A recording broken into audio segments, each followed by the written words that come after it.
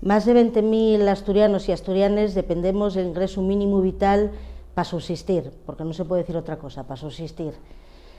Con una demostración de absoluta falta de empatía y de sensibilidad social, el gobierno español decidió el día de Nochevona hacer el ingreso del ingreso mínimo, con la sorpresa, con el regalín de que venía o anulado o reducido a importes mínimos para miles de familias.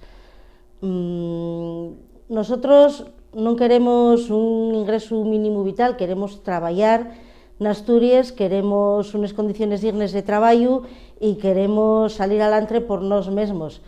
Pero mientras esto non sea así e mientras non nos deseen que seamos los asturianos los que remanemos los servicios sociales propios y dependamos del Estado español patou, y é imprescindible que este sistema camude. El planteamiento actual del ingreso mínimo vital é inasumible e inaceptable.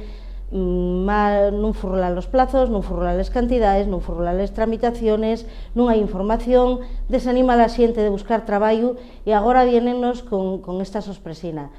Entón, el noso mensaxe dende Andecha Asturias é: lo que queremos é traballar en Asturias, lo que queremos é que los traballos en Asturias sean dignos e non faigan falta ingresos mínimos, pero mientras nos obliguen a depender dellos, queremos unas mínimas seguridades para la xente que depende.